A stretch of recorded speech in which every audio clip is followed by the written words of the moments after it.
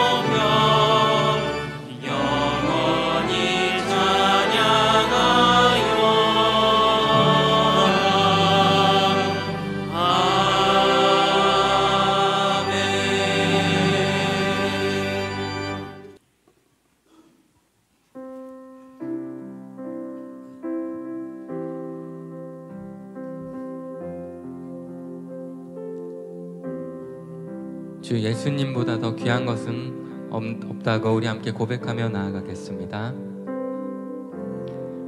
주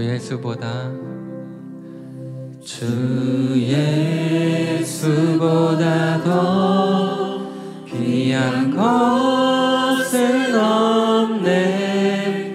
이 세상 부귀와 바꿀 수 죽을 내 대신 돌아가신 그 놀라운 사랑 잊지 못. 주 예수보다 더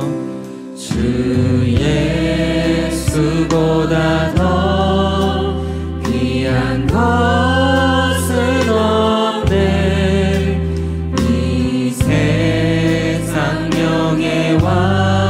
바꿀 수 이전에 즐기던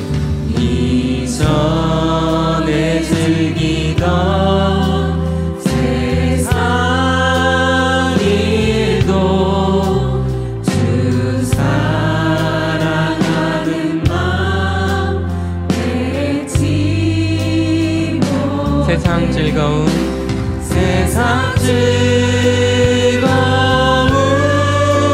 다 버리고 세상 자랑 다 버렸네. 주 예수보다 더 귀한 것은 없네.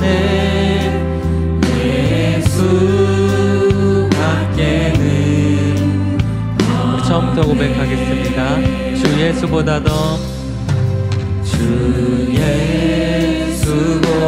더 귀한 것은 없네. 이 세상 행복과 바꿀 수 없네. 유혹과 핍박이 몰려와도 주 섬기는 내 맘 변치. 세상 즐거움 세상 즐거움 다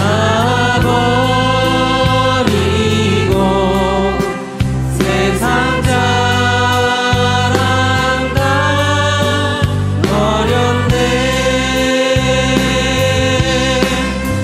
주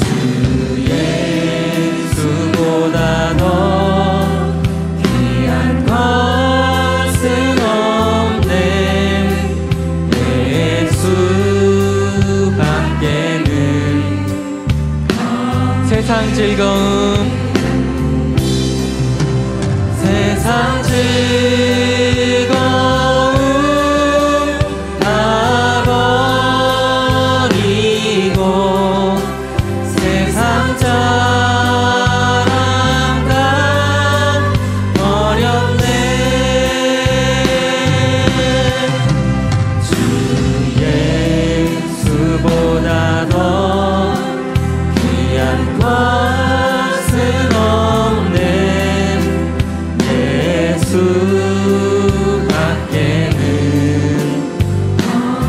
예수밖에는 없네. 예수밖에는 오직 예수님밖에 없습니다. 예수밖에는 없네. 우리 주님께 영광의 박수로 나아가겠습니다.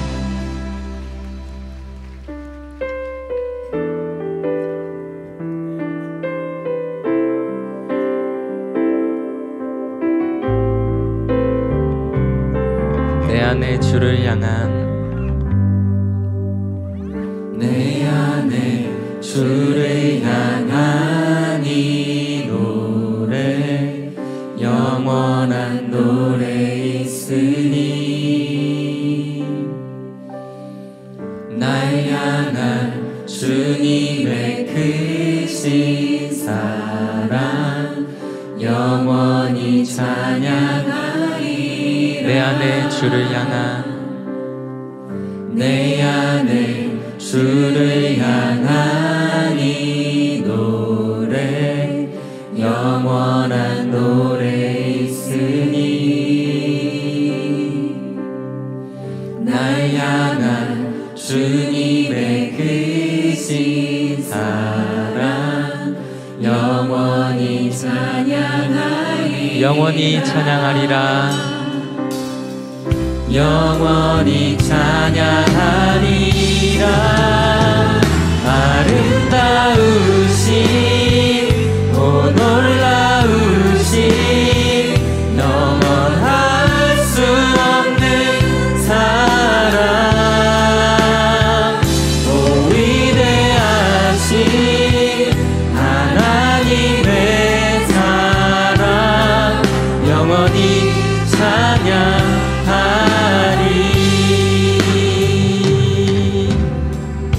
십자가 그 사랑 찬양하리. 날 구원하신 그 사랑 내 삶을 드려 찬양하리라. 놀라우신 주의 사랑 영원히 찬양하리라. 영원히 찬양하리라. 아름다우신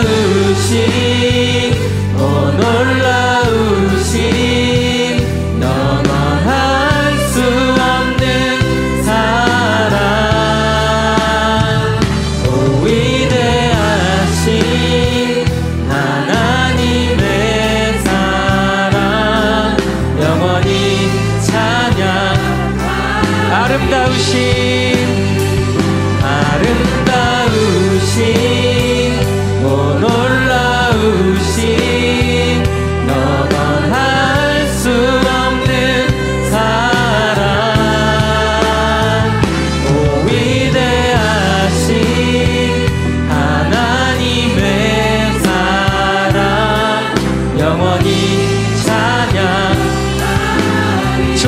분 없네.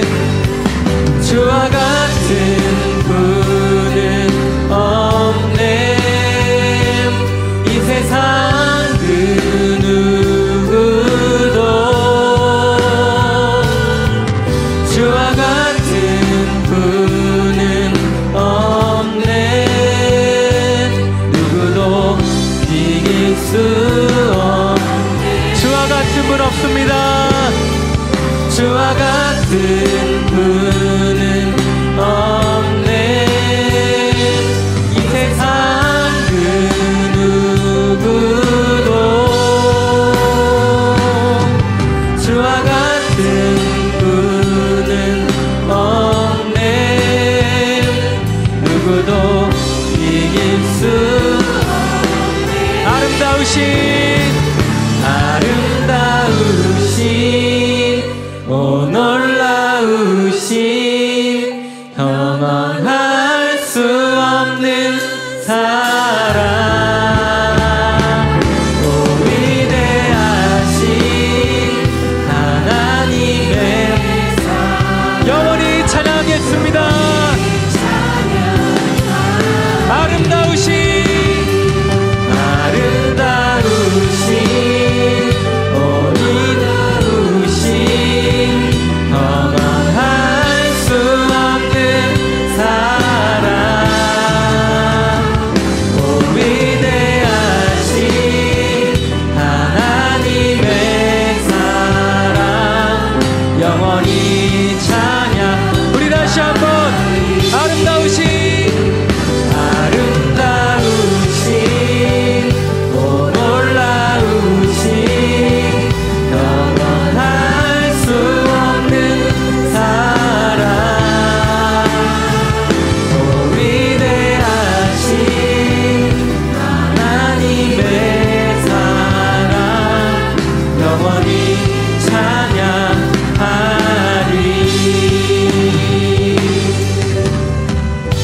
시간 함께 오늘들의 예배를 위해서 간절히 기도하며 나아가겠습니다. 하나님 말씀은 느헤미야 11장 1절에서 6절까지 말씀입니다. 구약성경 743페이지입니다. 느헤미야 11장 1절에서 6절까지 말씀 제가 봉독하겠습니다. 백성의 지도자들은 예루살렘에 거주하였고 그 남은 백성은 제비 뽑아 10분의 1은 거룩한 성 예루살렘에서 거주하게 하고 그 10분의 9는 다른 성읍에 거주하게 하였으며 예루살렘에 거주하기를 자원하는 모든 자를 위하여 백성들이 복을 빌었느니라. 이스라엘과 제사장들과 레위 사람들과 르비님 사람들과 솔로몬의 신하들의 자손은 유다 여러 성읍에서 각각 자기 성읍, 자기 기업에 거주하였느니라. 예루살렘에 거주한 그 지방의 지도자들은 이러하니 예루살렘에 거주한 자는 유다 자손과 베냐민 자손 몇 명이라. 유다 자손 중에는 베레스 자손 아다야이니 그는 우시아의 아들이요 스가랴의 손자요 아마랴의 증손이요 스바디아의 현손이요 마알랄렐의 오대손이며 또 마아세야니 그는 바룩의 아들이요 골호세의 손자요 하사야의 증손이요 아다야의 현손이요 요아립의 오대손이요 스가랴의 6대손이요 실로 사람의 7대손이라. 예루살렘에 거주한 베레스 자손은 모두 468명이니 다 용사였느니라. 아멘. 이 시간 시온 찬양대에 찬양 있겠습니다.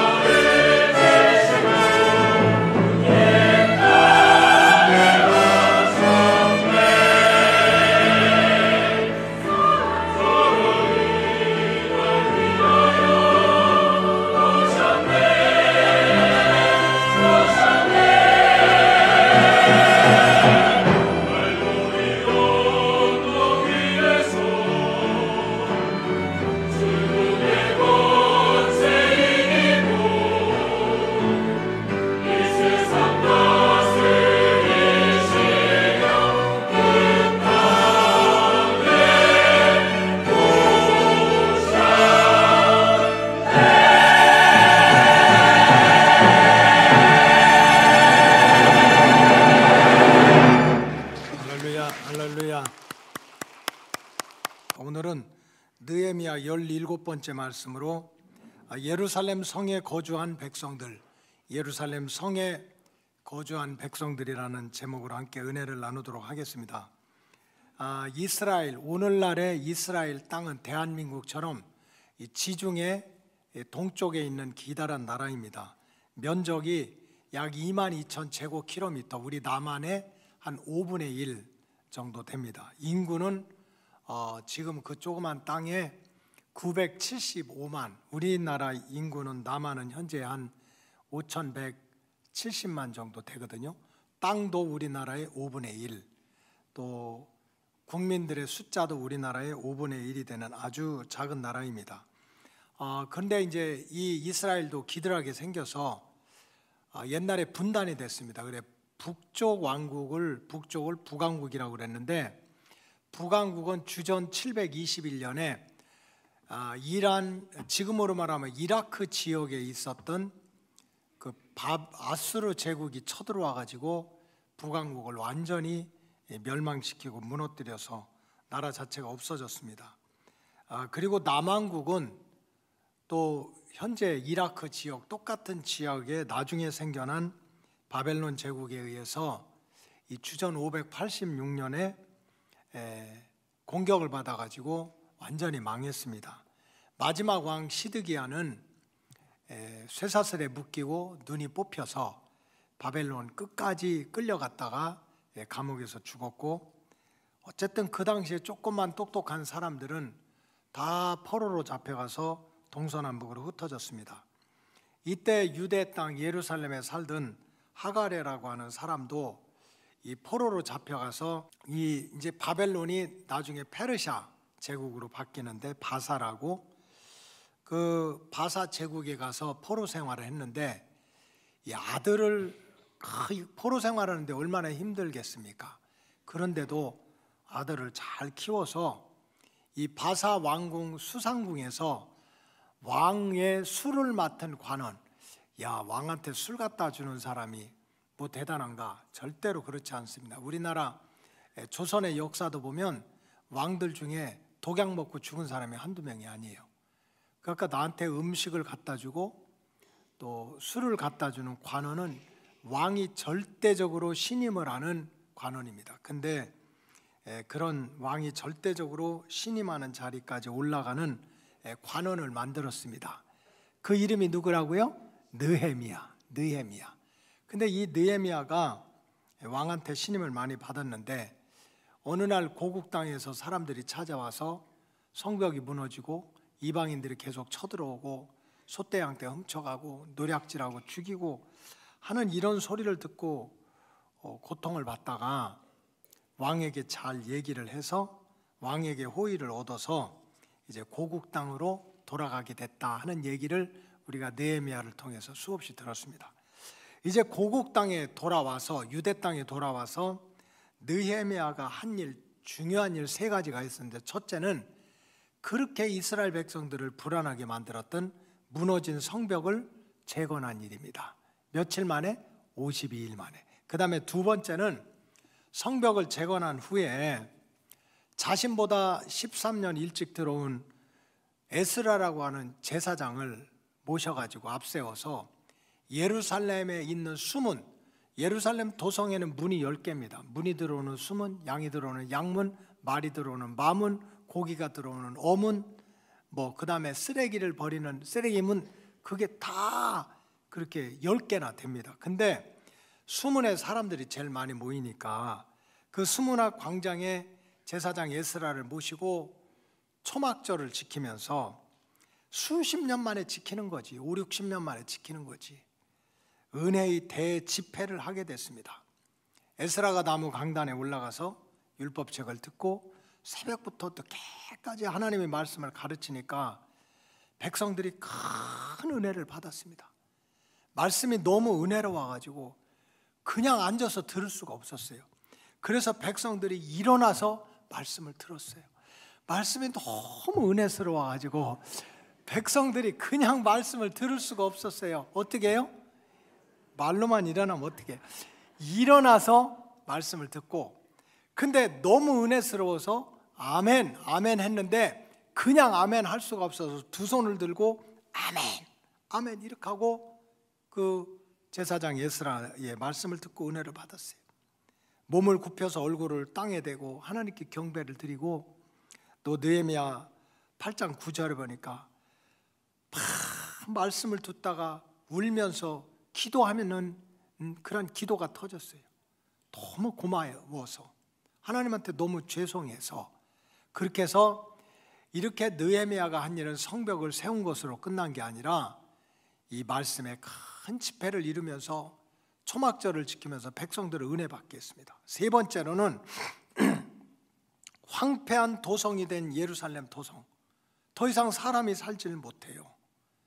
다 성벽이 무너져가지고 틈만 있으면 이방인들이 쳐들어와서 죽이고 뺐으니까 한 사람 한 사람 떠나다 보니까 정말 이거는 예루살렘 도성이 흉가가 된 거예요. 흉가. 그런데 이거를 다 고쳐가면서 무려 3,000명이나 되는 유대 백성들을 뽑아가지고 예루살렘 도성 안에 들어와서 살게 했습니다.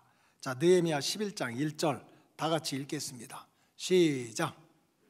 느헤미야 11장 1절. 백성의 지도자들은 예루살렘에 거주하였고 그 남은 백성은 제비 뽑아 10분의 1은 거룩한 성 예루살렘에서 거주하게 하고 그 10분의 9는 다른 성읍에 거주하게 하였으며. 자, 느헤미야가 했던 세 번째 일은 백성의 지도자들, 조금이라도 좀 믿음의 뿌리가 있고 믿음의 연조가 있는 사람은 무조건 예루살렘 성 안에 살아라. 예루살렘 성 안에 뭐가 있습니까? 성전이 있잖아. 성 안에 살아라. 그리고 각 지파에서 10분의 1, 전부가 아닙니다. 각 지파에서 그 주변에 10분의 1은 예루살렘 성 안에 살고 나머지 10분의 9는 그저 유대 땅 그 주변에 어디서 살아도 좋다. 그렇게 해가지고 지도자들, 각 지파에서 뽑힌 그러한 10분의 1, 제사장, 레위인, 문지기, 또 아삽의 후손들, 그 찬양대를 썼던 아삽의 후손들을 다 모아서 예루살렘 성 안에 당신들은 살아야 된다 하고 들어가라 했더니 몇 명이었다고요? 3,000명이었어요. 3,000명.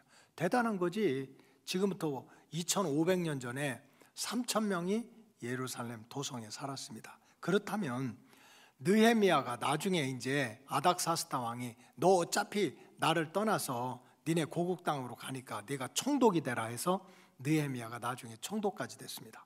이 총독이 느헤미야가 왜 3,000명이나 되는 사람들을 뽑아가지고 예루살렘 성 안에 뭐 옆에 살아도 되고 저 좀 떨어져 살아도 되는데 예루살렘 그 무너진 성벽을 재건했던, 불타버린 10개의 성문을 고쳤던, 무너졌던 4개의 망대를 다시 세웠던 그 성 안에 들어와서 살라고 그렇게 명을 했겠습니까? 성경대로 말씀드리면 첫째는 받은 은혜를 지키는 믿음의 증인이 되라는 뜻입니다. 따라서 받은 은혜. 정말 이스라엘 백성들이, 느헤미야가 생각해 보니까 유대 백성들이 정말 은혜 받은 사람들이거든요. 세상에 많은 사람들이 있지만 하나님이 택해가지고 특별히 선택받은 그러한 민족들이야. 하나님이 계시고 하나님이 구원자시고 하나님이 축복자시고 하나님이 치료자시라고 하는 것을 내가 너희들을 통해서 보여주겠다. 그러니까 받은 은혜가 너무 많아요. 그런데 느헤미야가 겪어보고 듣고 보니까 이스라엘 백성들이 받은 은혜를 너무나 잃어버리는 거야. 아까 지금은 막 성벽을 고쳤다, 막 수문을 고쳤다, 하나님의 은혜다 난리치지만 언젠가는 또 금방 은혜를 잃어버릴 것을 알았던 거예요. 그래서 느헤미야는 어떻게 하든지 그래도 그 중에 믿음이 있는 사람 3,000명을 뽑아서 하나님께 받은 은혜를 기억하고 기념하는 믿음의 산 증인으로 세우기 위해서 3,000명을 골라가지고 바로 예루살렘 성 안에 살라고 했던 거예요. 사실 느헤미야가 바사 왕국에 돌아오기 전에 이 예루살렘 주변 사람들은 얼마나 큰 고통 속에 살았습니까? 성벽은 무너지고 망대가 무너지고 성문들이 불타서요, 오문이 불타서 물고기도 못 들어와, 마문이 불타가지고 말이 못 들어와, 교통이 안 된다는 얘기지. 수문이 불타가지고 물이 안 들어오고, 이러한 도성에서 5, 60년 동안 제사도 드리지 못하고 그런 절망과 고통 중에 살았습니다. 그런데 포로 생활에서 돌아왔던 느헤미야와 유대 백성들이 마음을 합쳐가지고 5, 60년 동안 무너져 있던 예루살렘 성벽을 온전히 재건해서 성문 10개를 회복하고 망대를 세우고, 그리고 그렇게 반대하고 조롱하는데도 단지 52일 만에 이 성벽 재건 공사를 완성했습니다. 여러분, 이거는 100번 1000번을 말씀드려도 하나님의 기적입니다. 하나님의 은혜인 거예요. 인간의 힘으로는 도저히 상상할 수 없는 하나님의 은혜입니다. 더군다나 이제는 5, 60년 동안 지키지 못했던 절기를 성벽을 다 세워놓고 초막절을 지키면서 말씀으로 은혜 받고 눈물로 기도하고 회개하고, 이 모두가 하나님의 은혜입니다. 그럼에도 불구하고 느헤미야는 걱정하는 일이 있었던 거예요. 이렇게 받은 은혜 또 분명히 자기 민족들이 한순간에 잃어버릴 거라는 거예요. 받은 은혜를. 그래서 느헤미야는 걱정하는 심정으로 아예 하나님이 행한 기적, 하나님께로 받은 은혜를 절대로 잃어버리지 말고 기억하고 기념하는 그러한 일을 하도록 3,000명을 믿음의 증인으로 택해가지고 하나님의 은혜를 기억하자, 하나님의 은혜를 기념하자, 이렇게 세운 거예요. 무슨 얘기입니까? 우리가 은혜를 받는 것도 중요하지만 받은 은혜를 지키는 것이 훨씬 더 중요하다는 거예요. 은혜 받고 축복받은 다음에 한순간에 마음이 바뀌고 하나님을 대적하고 하나님을 떠나는 인생들이 너무 많은 거예요. 성경에 보면 은혜를 못 받아서 망하는 것이 아니고 받은 은혜를 지키지 못해서 무너진 인생들이 하나둘이 아니에요. 여러분, 아담과 하와를 보세요. 자기들이 한 일이 뭐가 있습니까? 공로가 뭐가 있어요? 아무것도 없어요. 성경적으로 얘기하면 흙덩어리에 불과합니다.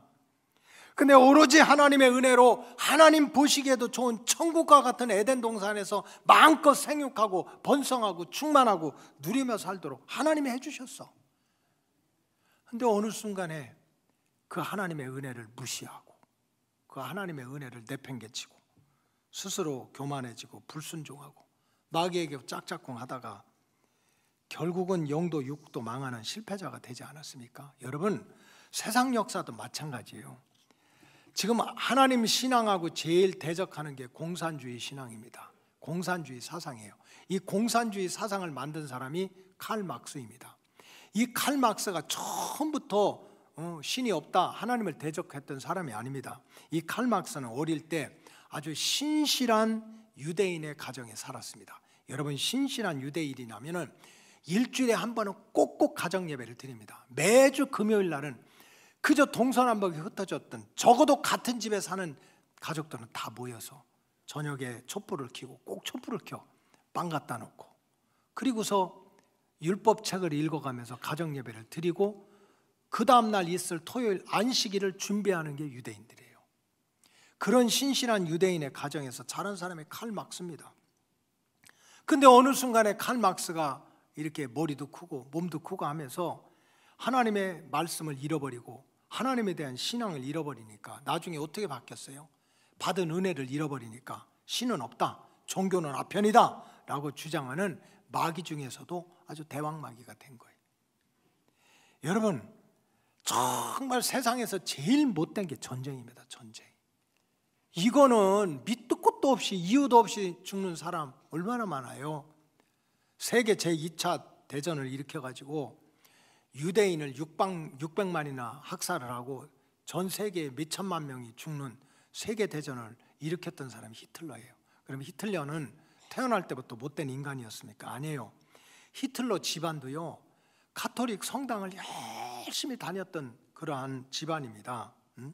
여러분, 김일성도 교회 다녔어요. 어렸을 때 김일성의 어머니도 교회를 다녔어요. 우리가 하나님 만나고 은혜 받는 건 은혜 중에 은혜고 축복 중에 축복이라니까. 그러나 그 은혜를 놓쳐버리면, 잃어버리면 마귀 중에서도 대왕마귀가 되는 거예요. 그래서 이 히틀러도 어린 시절에 가톨릭 가정에서 잘 자랐지만은 커가면서 은혜를 망각하고 믿음의 울타리를 벗어나면서 이 히틀러, 머제스티야, 높임을 받고 존경을 받을 건 나밖에 없어. 이게 신의 자리에 올라가는 거지. 이렇게 교만을 떨고 수많은 사람을 죽게 하는 전쟁의 미치광이가 된 것은 영적으로 말하면 하나님의 은혜를 잃어버렸기 때문에, 하나님의 은혜를 망각해서 그런 거예요. 여러분, 세상의 인간관계에서도요, 가장 험하고 악하고 무가치한 인간들이 있습니다. 세상이 잘나고 못나고가 아니라 정말 인생을 저렇게 살아야 돼 하는 사람들이 있어요. 누굽니까? 은혜를 원수로 갚는 사람들이에요. 은혜를 원수로 갚는 사람들이에요. 배신하고 배은하는 사람들. 그래서 그 단테의 신곡에 보면 지옥이 있거든요. 지옥, 도둑질, 살인 막 있는데 제일 밑바닥 중에 하나가 배신하는 인간들이 가서 고통받는 거예요. 자, 옆 사람 보고 얘기하세요. 배신하지 말아라. 시작. 가정도 부모 자식 간에도 결국 상처 주고 상처받는 거는요, 가장 가까운 믿음의 식구들 중에도 상처 주고 상처받는 거는 마음이 바뀌어서 그런 거예요. 배신하고 배은하고. 어제 저녁에 제가 주례를 했습니다. 주례를 하면 똑같은 얘기를 하지. 밖에서 주례를 했는데 훌륭한 아들입니다. 좋은 대학 나와서 박사 학위까지 받고 좋은 연구소에서 근무도 하고 자기 부인도 학교 선생님이고 너무나 좋은 가정이에요. 제가 주례 말씀을 하면서 근데 나는 왜 그러는지 몰라요. 나도 모르게 튀어나오는 말이 있는 거야. 나도 모르게. 나도 모르게 무슨 주례하는데 뭐 설교 말씀처럼 정리하고 합니까? 주례를 한두 번 해요. 그냥 가서 이렇게 보고 이 가정에 이 말씀이 필요하겠다 하는데, 그래서 이제 좀 효도해라. 이제 나이 들고 가정까지 이루니까 효도해라. 이런 말을 하면서 나도 모르게 튀어나온 게 박사 된다고 다 효자 되는 게 아니라고. 박사 앞에서 그렇게 얘기하면 어떻게 해요? 내가 목회해보고 다 해보니까 이게 박사라고 다 효도하는 게 아니야. 이 말 괜히 했네. 근데 뭐 이미 엎질러진 걸 어떻게 해? 그러니까 그 말을 듣고 신랑이요, 눈물이 글썽글썽 하는 거야.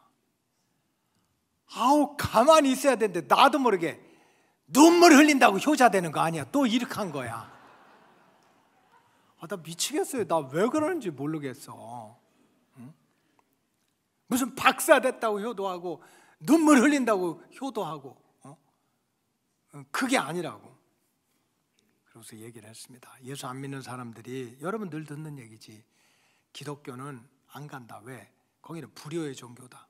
조상한테 절도 안 하고 제사도 안 드리고, 그렇게 부모 공경도, 조상 공경 안 하는 건 부모 공경 안 하는 거다고 하는데, 여기 계신 분들 중에 예수 안 믿는 분도 계시지만 그건 몰라서 그런 거라고. 사실은 기독교처럼 효도를 강조하는 데가 없다. 구약에도 보면, 그분들한테는 그렇게 얘기 안 했어요. 구약에 보면 자식이 부모한테 불효하면 독수리가 날라와서 눈가를 뽑는데요. 여러분 조심하시기 바래요. 혹시 불효하는 사람들 아주 선글라스 센 거 끼고 다니세요. 눈깔 빠지는 수가 있어. 성경에 불효하면 반드시 망한다. 그게 효도하라는 거야. 근데 언제 하라는 거예요? 살아있을 때 하라고. 살아있을 때. 내가 성공하고 집 사고 아들 자식 다 키워놓고 나서 효도하려고 하면 안 계셔. 아까 지금 살아계셨을 때 선물 중에 가장 좋은 선물 이름이 있는데, 그 이름이 있거든요. 현찰 빡치기라고. 이렇게 괜히 가방 사고 신발 사고 그런 거 하지 마. 3만 원, 5만 원, 10만 원이라도 매달 규칙적으로 현금을 드려라. 그랬더니 그 신랑 신부 둘이 눈물이 글썽글썽 하더라고요. 글썽글썽 하더라고. 무슨 부모님께 대한 효도도 마찬가지야. 무슨 집 팔아 바치고 땅 팔아 바칩니까? 받은 은혜, 사랑을 귀하게 여겨야지. 귀하게 여겨야지. 근데 이스라엘 백성들을 보니까, 느헤미야가 보니까 수없이 은혜를 받고 축복을 받는데도 한순간에 잃어버려. 그러니까 아예 작정하고, 그래도 조금 믿음이 있는 이 3,000명은 하나님의 성전 가까이 살면서 받은 은혜를 기억하고 기념하는 믿음의 산 증인으로 살아라. 이렇게 뽑아놓은 거예요. 우리 로고스 가족들은, 여기 계신 여러분들은, 적어도 여기 계신 여러분들은 예루살렘 도성에 살았던 그 3,000명 중에 한 사람이 되시기 바랍니다.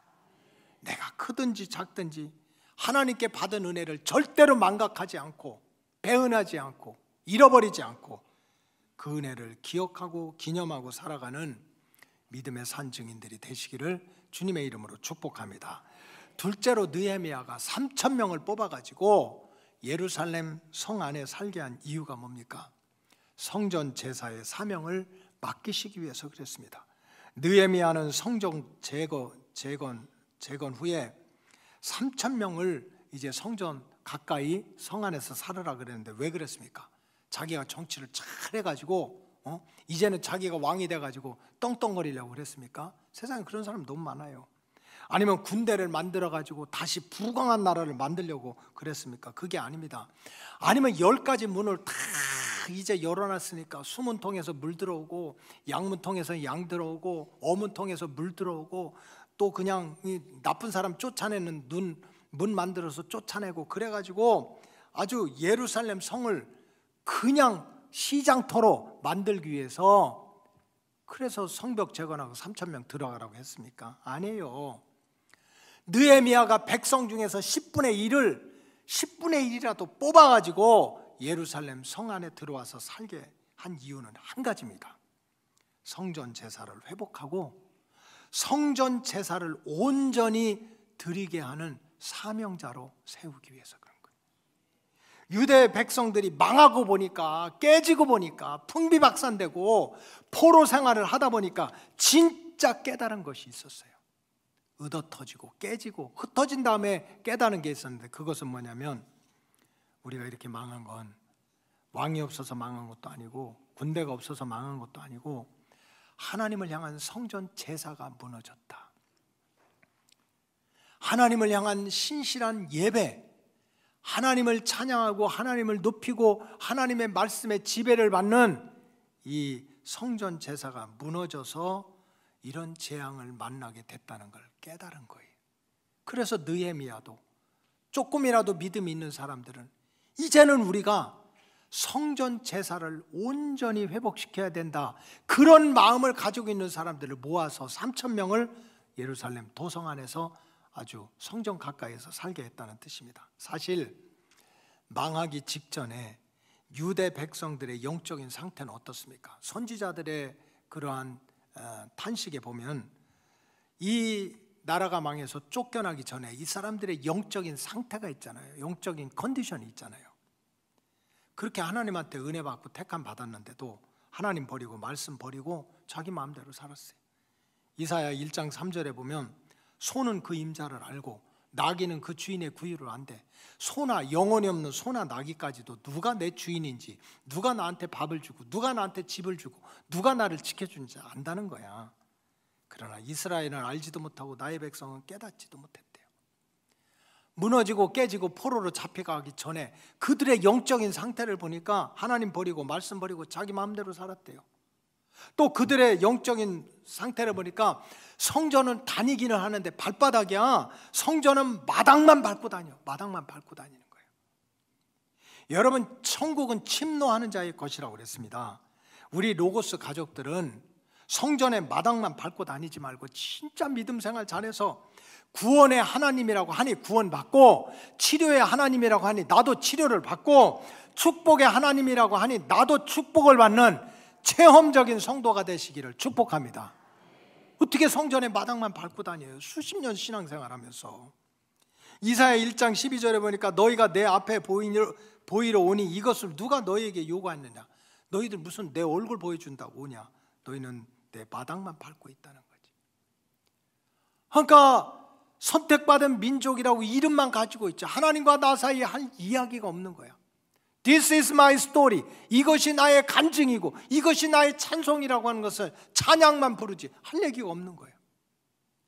마당만 밟고 다니니까. 그리고 또 무너지기 전에 이스라엘 백성들의 영적인 상태는 정해진 절기를 지키질 않았어요. 온전히.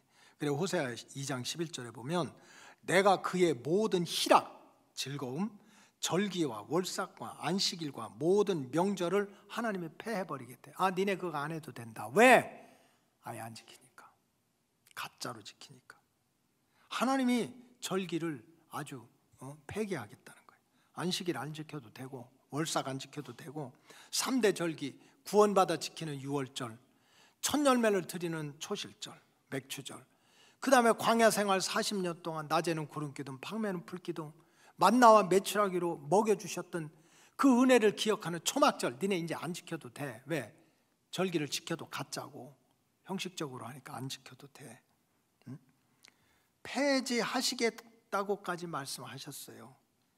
이러한 역사를 깨달은 느헤미야는 포로 생활에서 돌아온 뒤에 예루살렘 성벽, 눈에 보이는 성벽만 싼 것이 아니라 10명을 다 책임 못 져도, 여러분 이게 중요해요. 그 10명 중에 한 사람 10분의 1, 이 3,000명을 구별해가지고 성전 제사를 회복하고 성전 제사를 위해서 충성하는 일꾼으로 세우기 위해서 성전 가까이 예루살렘 도성 안에 살라고 했습니다. 여기 계신 여러분들이 바로 예루살렘 도성 안에 살아가는 3,000명 중에 그 한 사람이 되시길 주의 이름으로 축복합니다. 무슨 내가 온 가족을, 내가 온 민족을 책임질 필요가 없어요. 느헤미야도 10분의 10명 중에서 한 명 뽑아가지고 우리가 이 사명 감당하자는 거예요.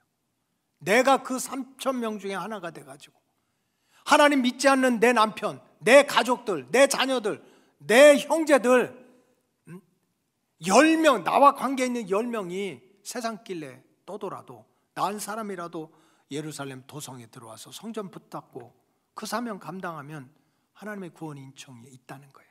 그것을 위해서 느헤미야는 10분의 1, 3,000명을 택해가지고 성전 가까이 예루살렘 도성 안에 살게 했습니다. 그래서 제가 느헤미야 말씀을 이제 강의하면서 이제 거의 끝날 때가 됐잖아요. 2025년도 정말 중요한 것은 예배 회복밖에 없구나. 이스라엘 백성들이 의도 터지고 깨지고 깨달은 게 있거든요. 왜 망했나? 군대가 없어서 망하고 왕이 없어서 망하고 시드기야 다 있었잖아요. 성전 제사가 무너져서 망했다는 걸 깨닫고 느헤미야가 이렇게 성전 제사를 회복하는 것처럼 2025년의 중요한 영적인 목표 중에 하나는 제가 이름까지 붙였어요. 로고스 가족 예배 3대 원칙. 멋있죠? 내가 생각하면 멋있는 것 같아. 로고스 가족 3대 예배 원칙. 첫째, 로고스 가족이라면 죽었다 깨나도 주일은 성수해야 된다. 장사가 잘 된다, 친구가 오라고 한다, 야 이번에 벚꽃이 만발했다, 그 개똥 같은 소리 듣지 말고 로고스 가족이라면 반드시 주일을 성수해야 된다. 두 번째, 로고스 가족이라면 한 달에 한 번은 새벽기도 하자. 한 달에 몇 번요? 한 번. 언제? 월삭 때. 어제 12월 마지막 월삭 기도했거든요. 그래 꼬맹이들이 한 달에 한 번씩 나와요. 한 40명씩 나와. 근데 이 애들이요 똑똑합니다. 귀신같이 똑똑해요. 마지막에 이른 비의 은혜도 있지만 늦은 비의 은혜가 있어서 마지막 날에는 목사님이 한 사람 한 사람 머리다 손 얹고 기도해주고 기도하면서 또 뭐까지 주는 거를 귀신같이 알아가지고 어제는 영합으로 시작해가지고 유초등부 애들 거의 100명이 왔어요. 그 부모님들의 믿음이지. 애들이 와서 3분의 1은 자던데 뭐 이렇게 하고. 그래도 그냥 눈 감고 이제 한 사람 한 사람 목사님한테 안수 기도를 받고 갔는데 적어도 로고스 가족이라면 한 달에 한 번은 새벽 기도하자. 매월 첫 주 토요일. 그 다음에 세 번째는 뭐냐면은 청년부가 주관하는 금요 찬양 집회를 한 달에 한 번은 참석하자. 매월 셋째 주에 청년들 정말 40-50명이 올라가서 찬양하고 악기하고 그렇게 함께 찬양하고 기도하려고 하는데 어떻게 집에서 가만히 있어요? 어떻게 연속곡만 보고서 그냥 눈물 흘리고 저 주인공 죽고 이거 살게 해달라고 막 기도하고 왜 그러고 앉아있냐고. 옛날에 우리 엄마가 그래서 우리 엄마가 막 연속극 보고 기도하던 사람이 우리 엄마예요. 왜 그러고 있어요? 그래서 정말 느헤미야가 그런 심정을 가진 거야. 결국은 우리 인생이 답답하고 힘든 거는 다른 것이 아니라 제사를 잃어버려서 그러니까. 그 제사를 회복하고, 근데 모두가 안 되니까 그 중에 뽑아가지고 3,000명이라도 10분의 1이라도 이 사명을 감당하자 한 거예요.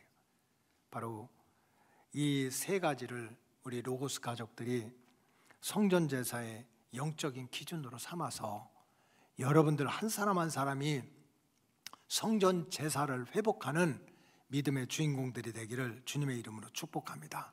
마지막으로 느헤미야가 3,000명을 택해가지고 10분의 1, 주변에 사는 사람들의 10분의 1밖에 안 되지만 택해서 예루살렘 성 안에 살게 한 이유는 한 가지입니다. 복을 받게 하기 위해서 그런 거예요. 자, 느헤미야 11장 2절 다 같이 읽겠습니다. 시작. 예루살렘에 거주하기를 자원하는 모든 자를 위하여 백성들이 복을 빌었느니라. 자, 믿음이 있는 사람, 문지기들, 옛날에 성전에서 노래했던 사람들 다 들어와. 그리고 각 지파에 있는 사람들 어디에 사든지 10분의 1은 제비를 뽑든지 자원하든지 성 안에 들어와 할 때 이사가 들어오는 거잖아요. 그동안 살던 집, 땅 다 놓고 보따리 몇 개 가지고 이제 다시 황량하지만 이제는 이제 바뀌게 되는 그 예루살렘 성 안에 들어오는 모습을 보고 백성들이 복을 빌어줬다는 거야. 그 모습을 보고 10분의 9가 야, 성전 제사를 지키기 위해서 성전 사명을 감당하기 위해서 가는 그 안으로 들어가는 자들을 위해서 복을 빌어줬다고 하는 거예요. 예루살렘 성 밖에 있는 10분의 9의 사람들의 눈으로 볼 때도 야, 저 사람들은 복을 받아야 돼, 이런 생각을 했다는 거예요. 그러니 하나님 보실 때는 얼마나 큰 은혜와 복을 주시고자 하나님이 생각하시겠습니까? 여러분, 하나님께서 많은 사람들 중에 구별하여 10분의 1을 하나님이 섬기는 일에 쓰임 받도록 하나님의 성전 가까이 아예 예루살렘 도성 안에 들어오라고 했던 거는 하나님께서 그를 괴롭히고 일만 시키고 망하게 하려고 그런 게 아니에요. 하나님의 성전 제사를 위해서 헌신하고 충성하는 그들에게 복을 주시려고 그런 은혜를 베푸셨다는 뜻입니다. 여러분, 사람들이 하나님을 믿으면서도 왜 성전 제사에 내 몸과 마음과 뜻을 온전히 충성을 다하지 못합니까? 그거는 딱 한 가지예요. 몰라서 그런 거예요. 이 성전으로부터 나오는 이 은혜가 뭔지를 몰라서 그래요. 진짜 여러분 보세요. 정말 새벽기도 한 달에 한 번 나오면 의자 밑에 10돈짜리 금이 하나씩 반드시 있다는 것을 알면 나와야 안 나와요? 이거 봐, 대답하잖아. 아니 진짜 한 달에 한 번 새벽기도 나오면 끝나고 나니까 내 의자 밑에 그냥 이만한 행운의 열쇠 10돈짜리 금이 나온다는 걸 확실히 알으면 아마 부부간에도 늦게 일어나면 난리 날 걸 빨리 일어나요. 여보야, 당신 아까 목사님 설교 하든 말든 우리는 이 금덩어리 하나 주워와야 돼. 지금 느헤미야가 그런 거예요. 왜 이스라엘 백성들이 선택을 받았는데도 그렇게 성전 제사를 소홀히 하고 마당이나 밟고 다니고 은혜와 복을 받지 못하느냐? 성전으로부터 오는 은혜와 복을 진짜 몰라서 그렇다는 거예요. 그래, 이사야 선지자는 성전 자체로부터 오는 복이 4가지가 있다고 그랬어요.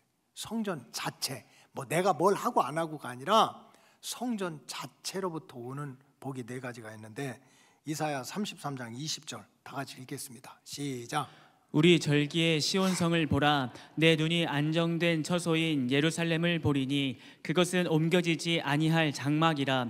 그 말뚝이 영영이 뽑히지 아니할 것이요 그 줄이 하나도 끊어지지 아니할 것이며. 다시 한번 읽으세요. 시작. 우리 절기의 시온성을 보라. 내 눈이 안정된 처소의 예루살렘을 보리니 그것은 옮겨지지 아니할 장막이라.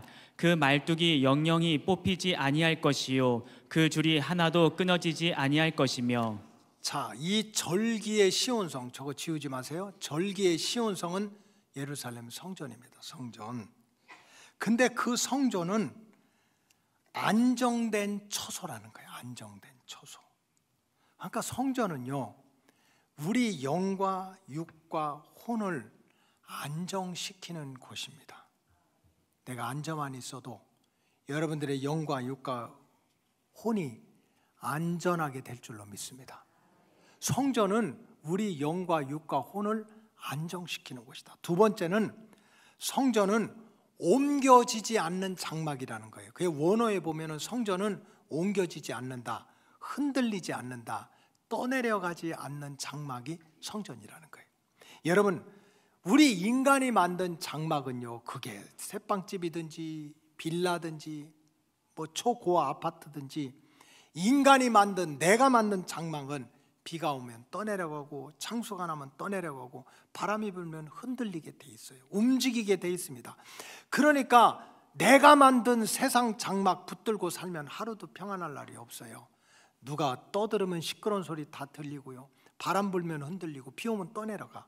근데 하나님의 장막, 하나님의 성막은 흔들리지 않는 장막, 떠내려가지 않는 장막이라는 거야. 그러니까 흔들리지 않고 떠내려가지 않는 이 성전을 중심 삼고 살아가면 내 인생이 절대로 흔들리거나 떠내려가지 않을 줄로 믿습니다.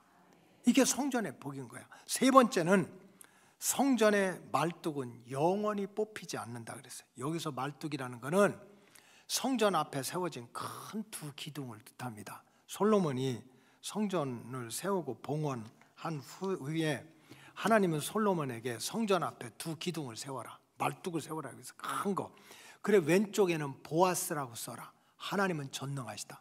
인간은 모르지만 하나님은 다 알고, 인간은 할 수 없지만 하나님은 다 할 수 있다. God is almighty. 하나님은 전능하시다고 써 붙여라. 그래서 성도들이 들어올 때마다 야, 나는 못하지만 하나님은 다 할 수 있다. 이거를 맨날 듣고 보고 믿게 하라는 거예요. 또 하나 오른쪽 기둥에는 야긴이라고 써라. 야긴은 따라하세요. 하나님이 하신다. 인간이 교만하고요, 인간이 낙심에 앉는 것은 무슨 큰 문제든지 작은 문제든지 누가 한다고 생각해요? 내가 한다고 생각하니까 조금 잘하면 교만 떨고 조금 못하면 좌절하고 그래요. 근데 하나님은 그게 아니야. 하나님의 백성을 위해서는 누가 일을 하신다는 거예요? 하나님이 하신다. 그러니까 조금 잘했다고 교만 떨지 마. 못했다고 낙심할 거 없어. 누가 그 일을 도와줄 거야? 내가 도와줄 거야. 그래서 이거 붙들고 살으라는 거예요. 그러니까 성전은 앞에 딱 서 있는 것이 뭡니까? 너는 모르지만 하나님은 다 알아. 너는 못하지만 하나님은 다 할 수 있는 거야. 네가 할 수 있다고 생각하면 교만해. 네가 할 수 없다고 생각하니까 인생이 불행한 거야. 아니야. 너는 내 새끼이기 때문에 내가 책임질 거야 하는 이러한 은혜가 성전 안에서부터 시작된다는 거예요. 성전 안에. 그래서 성전을 중심 삼고 살면 전능하신 하나님이 내 편이 되고 나를 위해서 일하시는 하나님이 나의 하나님이 되는 은혜를 받는 거예요. 마지막으로는 그 줄이 하나도 끊어지지 않는다. 여러분들은 지금 안 보이지만 저는 다 보여요. 하나님이 성경대로 말하면 한 사람 한 사람한테 보좌에 앉으시는 하나님이 여러분들한테 딱 한 사람 한 사람한테 줄을 묶어 놓은 거예요. 줄을 묶거나 줄, 꼬무줄과 같은 줄을 묶어 놓은 거예요. 그래서 여러분들이 예배를 마치고 나서 사당동으로 가든지 저 천안으로 가든지 인천으로 가든지 그 줄을 끊어지지 않게 한다는 거예요. 여러분 잘 생각해 보세요. 여러분들이 지금 이 자리에 앉아서 예배를 듣고 하나님을 찬양하고 말씀을 듣고 막 이렇게 봉사하는 게 겉으로 보면 여러분들이 결심해서 하는 것 같지만 성경적으로 얘기하면 하나님이 잡아당긴 거예요. 하나님이 끌지 않으면 절대로 이 자리에 못 옵니다. 신앙생활 수십 년 해도 하나님이 잡아당기는 끈이 끊어져 버리면 30년, 40년 집사, 목사, 장로 뭐 다 된다 하더라도요 결국 하나님 앞에 나올 수가 없어요. 성전은 택한 백성들한테 끊어지지 않는 줄을 묶어주는 곳이라는 거예요. 그렇기 때문에 내가 성전을 중심 삼고 신앙생활하면 죄와 마귀와 사탄과 이단들이 절대로 나를 끌어가지 못할 줄로 믿습니다. 왜? 나를 묶고 있는 줄이 바로 성전에 묶여 있기 때문에. 그래서 우리는 어떻게든지 성전을 중심 삼고 신앙생활을 해야 된다는 것을 느헤미야가 깨달은 거예요.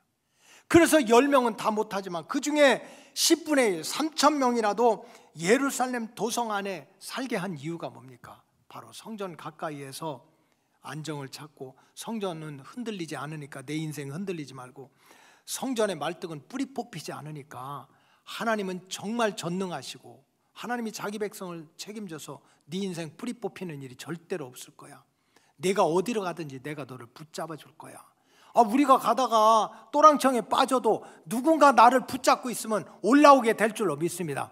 뭣도 모르고 해변가에 가서 와 하고서 그냥 바다에 들어갔는데 막 태풍이 불어와가지고 나를 다 뒤집어 써도 내 허리춤에 줄만 끊어지지 않고 당기면 살아나게 될 줄로 믿습니다. 그 하나님의 은혜가 성전에 있다는 거예요. 그렇기 때문에 느헤미야는 3,000명을 택해가지고 성전을 통해서 받는 은혜를 뺏기지 않도록 그 주인공이 되도록 부른 거예요. 여러분, 이 시대의 가장 큰 영적 위기는 뭔 줄 압니까? 성경적인 교회관이 공격을 받는 거예요. 꼭 교회 가야 되냐? 무슨 하나님이 귀 먹고 눈 먹었냐? 하나님은 어디든지 계시는데 꼭 무슨 주일날 11시 반에 가서 앉아 있어야 하나님 만나냐? 집에서도 만나고 소파에서도 만나고 커피 마시면서 뒹굴뒹굴 하면서도 하나님 만나는데 뭐 그렇게 교회만 가가지고 예배드려야 신앙생활 하는 거냐 하는 이 말에 은혜 받아가지고 이 성전에 줄이 끊어지고 기둥뿌리가 뽑히고 자기 장막 붙들고 사는 사람, 그래서 흔들리는 인생 한두 사람이 아닙니다. 여러분, 절대로 속지 마시기 바랍니다. 사도 바울 당시에 가장 세속화됐던 로마에 살고 있는, 제일 세속화됐던 로마에 살고 있는 성도들한테 뭐라고 그랬습니까? 너의 몸을 하나님이 기뻐하시는 거룩한 산 제물로 드리라고 그랬어요. 마음만 가서는 안 된다. 내 몸이 하나님의 성전에 들어가서 성전 안에서 나오는 은혜를 누리라는 말씀입니다. 결론을 말씀드리겠어요. 여기서 말씀을 듣고 있는 저와 여러분들이 하나님이 찾으시는, 정말 느헤미야가 그렇게 끌어다가 채워놓은 예루살렘 도성에 거하는 3,000명 중에 바로 그 한 사람이 되시기를 주의 이름으로 축복합니다. 그래서 성전을 중심 삼고 살아가서 받은 은혜와 복을 절대로 뺏기지 말고 지키고 성전 제사를 세워가는 일에 충성을 다해서 흔들리지 않고 뿌리 뽑히지 않고 끊어지지 않는 하나님의 은혜 가운데 살아가시기를 주님의 이름으로 축복합니다. 기도하겠습니다. 하나님 감사합니다. 지금까지 지내온 것도 주님의 크신 은혜인 줄로 믿습니다.